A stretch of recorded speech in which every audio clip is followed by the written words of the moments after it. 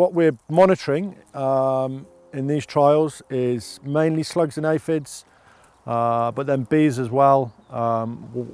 What's living in the margins, and also then how far it comes out. So the theory being that the beneficials could come out sort of 50 metres into the crop. Therefore, if you have an infield margin around every 100 metres, you get the benefit of that of the margin coming out into the crop then. So the margins are a mixture of wildflowers and grass. The first couple of years, certainly for the first year, we mow them hard to try and encourage the flowers to come through the grass, make sure the grass isn't overwhelming the flowers in the bottom, which hopefully I think has worked quite well in the first year. We've tried to make them interfere with operations as little as possible. Obviously it does have an impact. It's easier with modern technology because everything can be on GPS and section control. In this particular field we decided to make it really hard for ourselves because there's 5 oak trees in the middle of the field as well, and it's quite a small field. But actually it's easily manageable.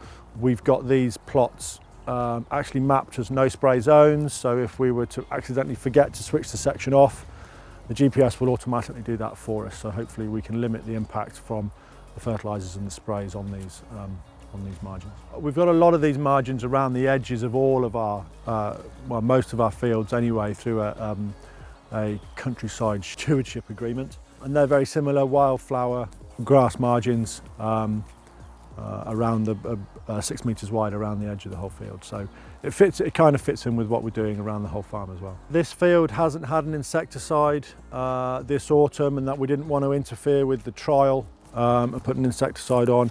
Other fields in this block will have, so hopefully that's what we're trying to do really. We're trying to reduce or eliminate our use of insecticides. This is in winter wheat now. This is actually a second wheat, which we don't usually do, but it's low black grass, and we're just trying to bring it back into rotation after a couple of difficult years. So this was in wheat last year and spring barley the year before that.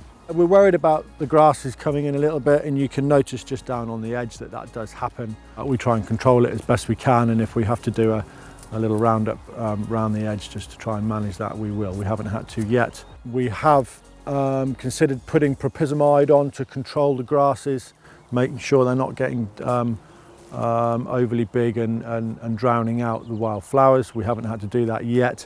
This is particularly fertile ground, so it might be something that we consider here to control the grasses. In March of this year, bee traps, shown in this picture, were installed in all 3 of the trial fields.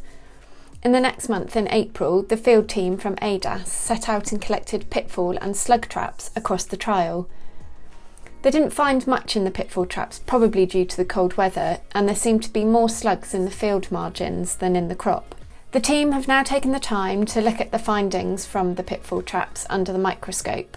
What the team found was in the field that has the strips within the field and on the field edge, they found 13 ground beetle larvae.